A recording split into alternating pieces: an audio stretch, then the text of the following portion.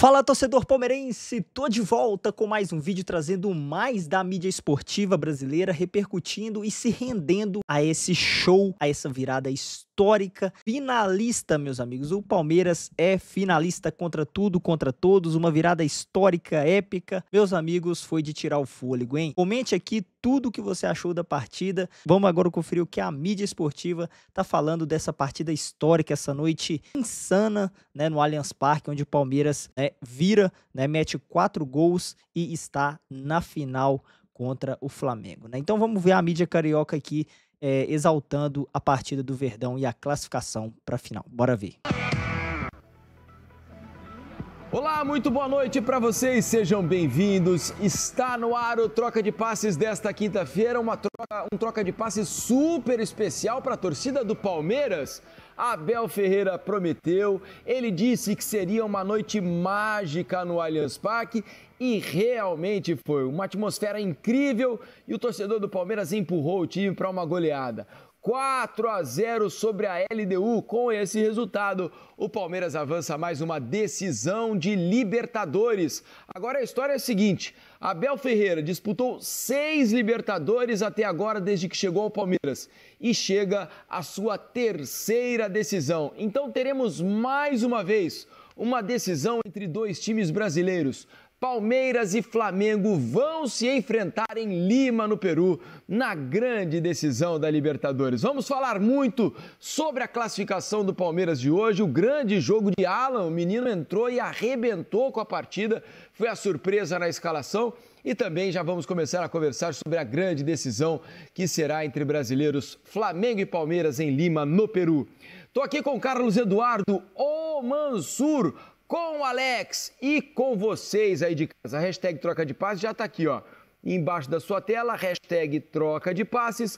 Vá lá no X do Twitter, mandem as suas mensagens pra gente, tá legal? Daqui a pouco eu vou dizer também qual é a nossa enquete da noite, certo? Se preparem.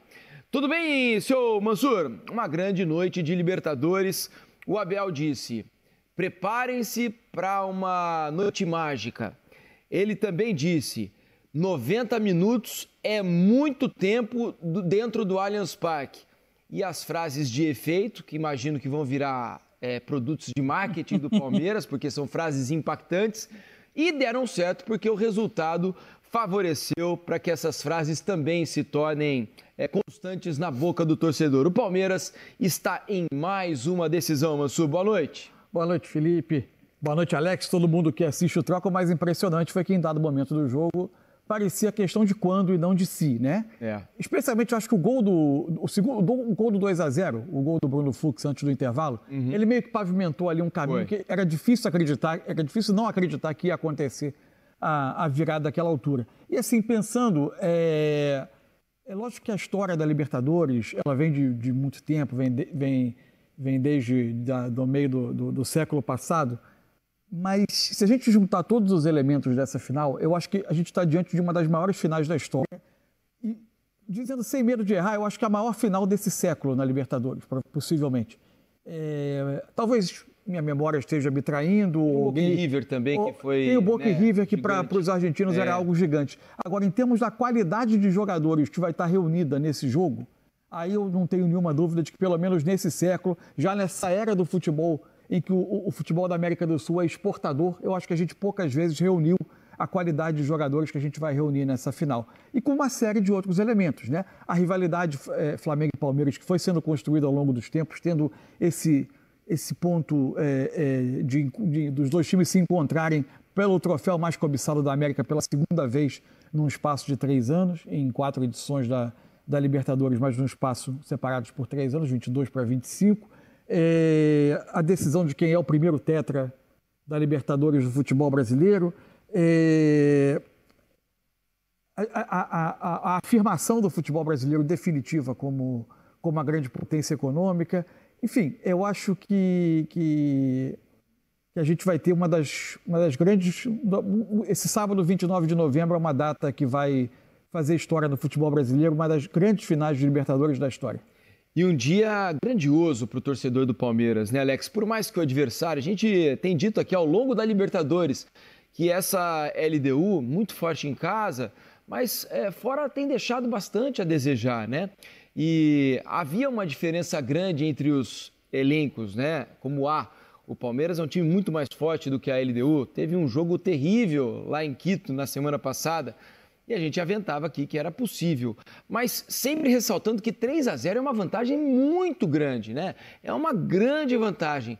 Ainda assim, o Palmeiras muito ligado em campo, ligado no 220, né? Apoiado pelos seus 40 e poucos mil torcedores no Allianz Parque, fez um jogo de time grande, fez um jogo de time que conhece o caminho do título da Libertadores e com participação importante de jogadores muito diferentes. Um começando a carreira no clube, sendo absolutamente decisivo, com uma personalidade incrível, né? Não estava nas prévias aí para que ele começasse o jogo. Estou falando do Alan. Jogou demais o moleque, E depois o Veiga, né? Com toda a sua experiência, um cara grande, já com 2 títulos de Libertadores no currículo, entra na segunda parte para fazer 2 gols e classificar o Palmeiras. São grandes histórias dentro do mesmo jogo, não, Alex? Boa noite. Boa noite, Felipe, Cadu Mansa, todo mundo que está em casa. É impressionante o que o futebol ele te dá condição, possibilidade, oportunidade de realizar dentro de um campo, desde que você seja bem dirigido, com bons profissionais, com interesse, né? Porque muitas vezes a gente vê que um jogo de futebol parece que é só mais um jogo, né? E que muitos clubes, muitos profissionais acabam lidando. Por isso que a gente acaba vendo muito mais hoje Palmeiras e Flamengo, não somente pelo investimento. A gente até viu anos, de repente, do Flamengo piores até, de repente, do que a gente viu não anos, mas momentos do Flamengo até pior do que do Palmeiras. Por quê? Porque o Flamengo também teve vários comandos e o Palmeiras nesse mesmo comando. E é impressionante o que o clube, o que seu treinador... Eu imagino o orgulho, lógico, do torcedor, mas de um presidente que paga a conta. Pois é. Né? Porque tem aquela questão que você fala, poxa vida, deixa de pagar porque não está valendo a pena. Como a gente vê no Campeonato Brasileiro, entre outros aí, que não faz jus à camisa que, pelo menos dentro do campo, no momento com atitude, a camisa que se veste, aquele campeonato que se joga. E o que o Palmeiras faz hoje realmente é um jogo totalmente ao contrário do que ele fez lá em Quito, porque lá foi o pior jogo do Palmeiras no ano. Infelizmente coincidiu lá, a altitude pode ter trabalhado um pouco, mas enfim, lá foi o pior jogo. Só que você pega um treinador desde lá, que ele tem realmente uns gatilhos, umas colocações, um entendimento, uma sensibilidade para conseguir mexer, entender a cabeça do ser humano naquele momento e mexer com essa cabeça para poder fazer momentos, construir, vamos dizer, momentos como ele construiu agora. E do Alan é muito gostoso você ver, é o tipo do jogador que ele faz tudo, né, no campo, para aquilo que tem que ser, no nível competitivo. A qualidade ele vai vir fazer, né, mas é impressionante como você tem algo para buscar que você acaba proporcionando esse tipo de momento. A gente vai falar muito sobre o Alan aqui, né? Que é um capítulo especial dessa semifinal da Libertadores. Convido a vocês aí de casa a participarem da nossa enquete. A enquete já está no ar, então você vai apontar a câmera do seu celular para esse QR Code que está aí na sua tela, tá bom? Aponte a câmera para esse QR Code e responda a nossa enquete. Quem leva a Conmebol Libertadores de 2025, hein? Será o Palmeiras de maneira fácil? Será o Flamengo com tranquilidade, facilmente? Será o Palmeiras suado? Será o Flamengo muito suado? Será o Palmeiras nos pênaltis ou o Flamengo nos pênaltis? Você vê que são várias as opções para vocês. Não basta dizer que é o Palmeiras ou é o Flamengo. Tá aí a hashtag para vocês. Será fácil? Será difícil? Será nos pênaltis? Enfim, participem com a gente e nos ajudem a fazer o programa. Lembrando que a hashtag Troca de Passes está no ar. Daqui a pouco vou ler mensagens de vocês participando de todo o Brasil com a gente. Vamos falar sobre Alan. Sugiro a gente começar por esse assunto, porque dei na manchete aqui. Eu ia só não ajudar quem está tentando responder a enquete. Por quê? Eu ia dizer que vão me perguntar todos nós vão perguntar durante um mês quem é favorito para esse jogo. Isso é verdade, né? Isso é verdade. Pode se preparar. Gente, olha só, esses times estão jogando 29 jogos já do Campeonato Brasileiro e a diferença entre eles é 1 ponto. Né? O Palmeiras chega grande com essa virada. Lógico que ele chega grande. Mas o Flamengo também chega grande, porque pegou um adversário que dos não brasileiros talvez fosse o mais temido dessa reta final, sobrevive a um jogo duríssimo na Argentina com um jogador a menos. Enfim, eu acho, olha a qualidade de um elenco, olha a qualidade do outro, olha o que esses times têm feito. Eu acho impossível apontar um favoritismo, a não ser que ao longo desse mês alguém tenha tomara que não, né? Porque a gente quer todo mundo em campo, mas alguém tenha uma sucessão de problemas, uma epidemia de lesão, uma oscilação de forma gigantesca. Mas do mais, eu acho impossível apontar um favoritismo. Eu não conseguiria responder isso aí. Não, o nível de igualdade é muito grande.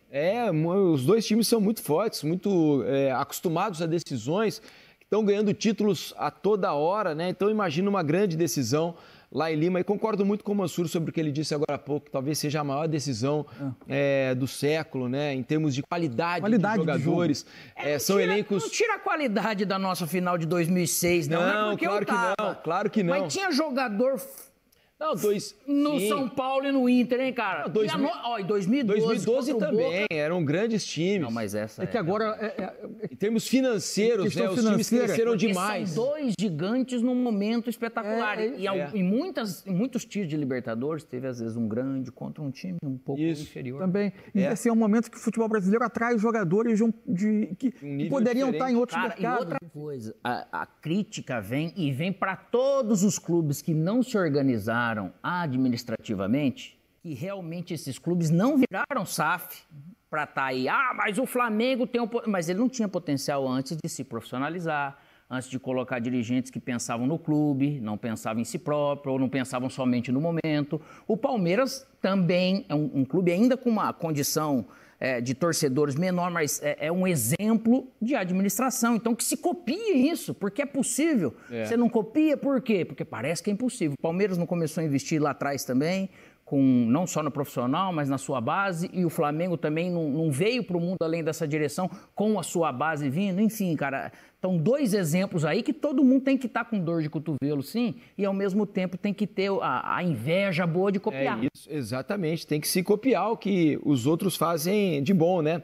Vamos falar sobre Alan aqui, porque olha, a gente dizia no Troca de Passes de ontem, aqui. Isso. Ele não estava nas prévias do time titular do Palmeiras. Os nossos setoristas, por exemplo, ninguém acertou a escalação, ninguém imaginava o Alan começando o jogo. E aí eu, conversando com o Mansur e com o Alex aqui no Troca, falei, olha, será que não é possível a escalação do Alan? Porque o Alan, a gente dizia antes do jogo ontem, o Alan estava pedindo passagem. Eu disse, inclusive, o Alan joga mais bola hoje, né? Está jogando nesse momento mais bola do que o Maurício, mais bola do que o Felipe Anderson e mais bola do que o Veiga. Entre esses 4 jogadores, quem hoje tem jogado mais futebol é o Alan. E o Abel escala o Alan hoje e ele confirma tudo que a gente vinha dizendo. Para mim, ele foi disparadamente o melhor jogador do jogo. Hoje com sobra, mas muita distância. Na eleição da Conmebol, o Veiga foi eleito Hero of the Match, né? O herói da partida, porque o Veiga marcou os 2 gols e tal. Mas o grande jogador da partida, para mim, foi o Alan com bastante sobra. O Alan, ele participou ativamente de todos os lances com muita personalidade. Com um detalhe, o Alan não perdeu sequer uma bola no jogo de hoje. Ele levou vantagem em praticamente todos os lances. Na hora que era para controlar, ele controlou. Na hora que era para tocar, ele tocou. Na hora que era para driblar, ele driblou. Na hora que é para cruzar, ele cruzou. Na hora que é para chutar, ele chutou. Ou seja, ele fez tudo. E é muito difícil para um jogador dessa idade, Alex está aqui, pode confirmar ou não, é muito difícil para um jogador nessa idade, num jogo de tamanha tensão, tomar tantas decisões de maneira correta e consciente como ele fez hoje. Então, assim, achei uma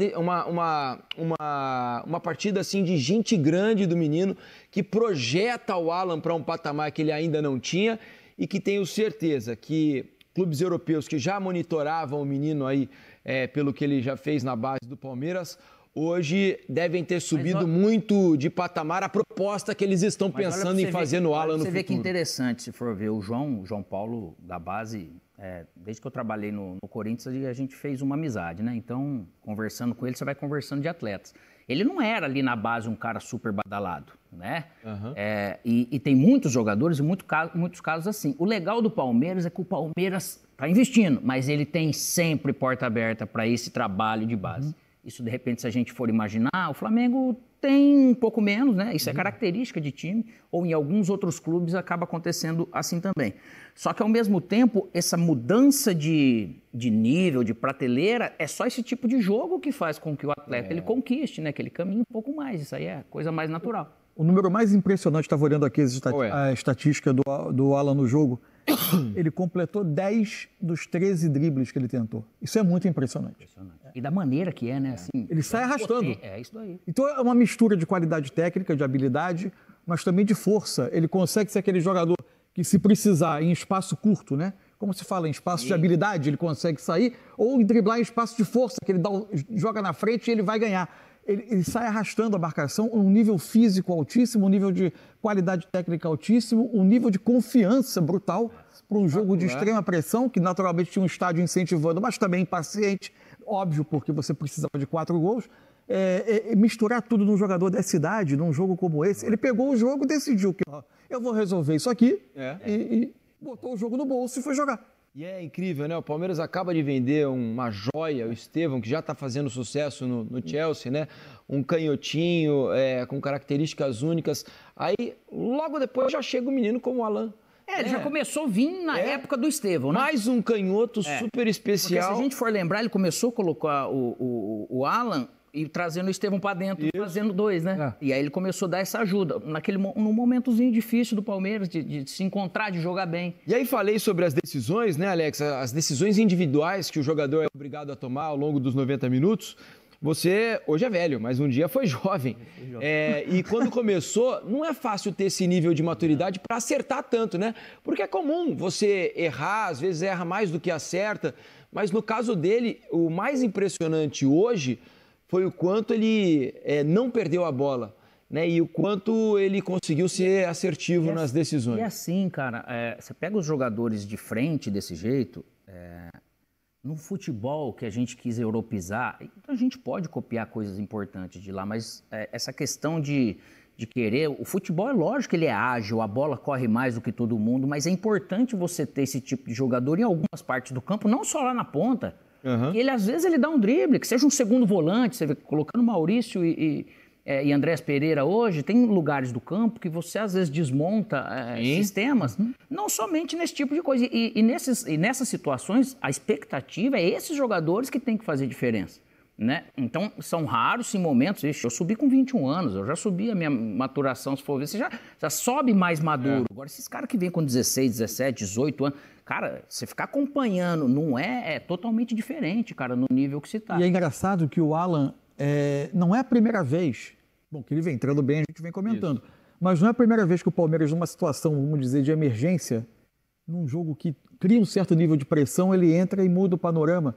Eu me lembrei durante o jogo do Palmeiras Inter Miami, no último jogo da fase de grupos da Copa do Mundo de Clubes, que o Palmeiras jogava mal, estava perdendo o jogo, 2-0, ele entra no jogo, ele participa de um gol do Palmeiras, ele melhora o nível do time, ele carrega o time para cima, conseguir ser influente nesse tipo de situação tão jovem, né? É verdade.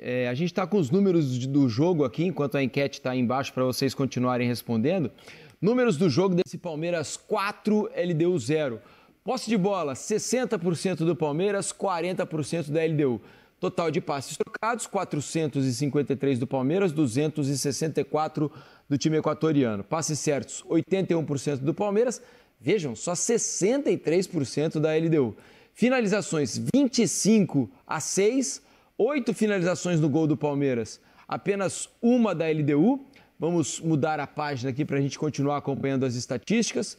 Impedimentos, nenhum do Palmeiras, 1 da LDU, 4 escanteios para o Palmeiras, nenhum da LDU. Desarmes 14-15, faltas cometidas 6-13, cartões amarelos 3 do Palmeiras, 4 da LDU. E aí a gente está vendo o mapa de calor, né? Olha o mapa de calor da LDU. Ela só foi ocupar o campo de ataque na parte final do jogo quando já estava 4-0, porque limitou-se a se defender, o Palmeiras empurrou muito a LDU e a diferença entre os times ficou gritante, né? A LDU sequer conseguia trocar 3 passes ao longo do jogo, né, Mansur? Teve muito do que o Palmeiras... Foi uma imposição enorme. Isso. A imposição foi gigantesca. Assim. A gente olhava para a LDU e não conseguia, por vezes, saber como chegar ali. Esse time na semifinal de uma Libertadores. Assim, tem muito do mérito do Palmeiras de não deixar respirar, né? A forma como o Palmeiras agredia, botava pressão, se impunha nos duelos, ganhava, ia criando volume. Nem, às vezes eu achava até que, dada a superioridade do Palmeiras, faltava até o Palmeiras um pouco mais de elaborar. O Palmeiras acreditava muito na vitória nos duelos, no lançamento longo para a área, da imposição dos atacantes.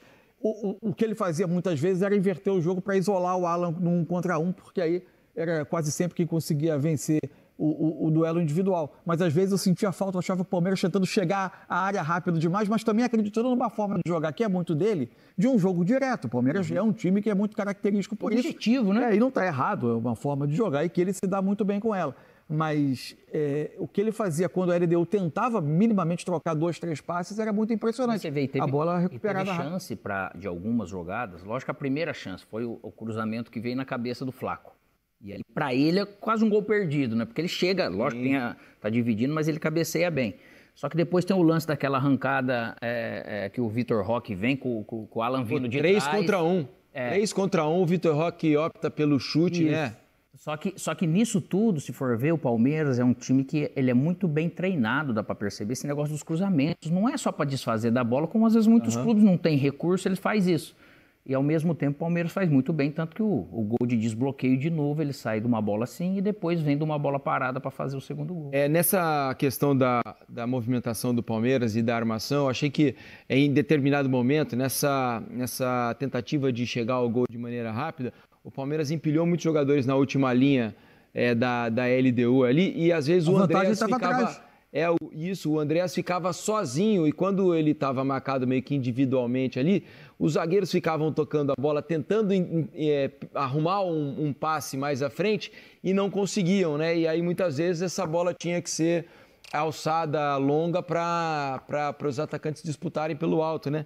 Às vezes tinha um certo buraco ali no meio campo que a bola poderia ser trabalhada, né? Às vezes a gente fala, tá com 3-0, pô, também vai dar uma pressionada. Eu achei que a LDU fazer essa tentativa, legal, acho que é louvável. Só que ela estava realmente criando espaços e facilitando essa coisa do Palmeiras. O jogo, de certa forma, para chegar no campo de ataque, o Palmeiras não tinha tanta dificuldade. Não, nada. Porque a LDU viu isso mal e ela não consertou isso durante o primeiro tempo, né, cara? Então, quando você vai jogar nesse nível de pressão contra um time que é objetivo, cada bola é uma ação para te tirar o conforto de você... eu balanço aqui, eu balanço ali só porque o cara vai dominar e tocar para trás. Eu acho que a LDU também hoje, ela fez um jogo muito ruim, com o jogo do Palmeiras muito bom, do mesmo jeito que foi ao contrário lá em Quito. Fora que, né, tirando a diferença de qualidade, né, Mansur, que é evidente entre os dois times, essa proposta de você, quando pega um Palmeiras, quando você pega um Flamengo, que são times muito fortes, assim, com grandes talentos, você apenas se defender, é muito difícil de você sair vivo, né? Porque a bola ronda demais a área. E aí, com os talentos que os times brasileiros, especialmente Palmeiras e Flamengo, os dois mais fortes hoje, com essa bola rondando a área, no talento, alguém vai tirar algum coelho da cartola para conseguir criar uma situação de gol, né? Então é uma aposta muito arriscada, porque a LDU sequer conseguia chegar perto do gol do Palmeiras. Teve uma finalização no primeiro tempo, num cruzamento da esquerda, uma cabeçada fraca, que o Carlos Miguel defende com tranquilidade no meio do gol. Mas não conseguia trocar nem passes para ultrapassar a linha do meio do campo. Mas curioso. Muito bem, torcida do Verdão. É isso aí, meus amigos. Mais um vídeo da imprensa esportiva aí repercutindo esse pós-jogo, essa vitória, essa virada, essa classificação épica. Cara, todos os adjetivos aí, estrondosa, vale tudo, porque o Palmeiras realmente deu aula de Libertadores, meus amigos. Os números da partida: 25 chutes do Palmeiras contra 8 da LDU. No gol, 8 do Verdão contra 2 da LDU. 68% de posse de bola para o Verdão, 32% para a LDU. 6 faltas cometidas contra 12 da LDU, então a LDU parou bem mais o jogo, né? Cartões aí tivemos 3 do lado do Palmeiras, 4 da LDU e os escanteios, né, meus amigos? Aí o Palmeiras teve o maior número de escanteios. Então, meus amigos, é isso aí, simplesmente sensacional, uma partida, uma virada, uma classificação que irá ficar na mente, na história do torcedor palmeirense por muito e por muito tempo, hein, meus amigos? É isso aí, se você gosta desse tipo de conteúdo, convido a se inscrever no canal, deixar o seu like e é isso, meus amigos, vou ficando por aqui. A qualquer momento eu tô de volta com mais um vídeo e gostaria de ressaltar por último aqui, né, a ousadia do Abel de colocar o Alan. O Alan destruiu o lado direito aí da defesa da LDU, né, fazendo com que gerasse muitos espaços e preocupações aí. Cara, foi assim uma partida perfeita do Verdão, né, meus amigos? Forte abraço e fui!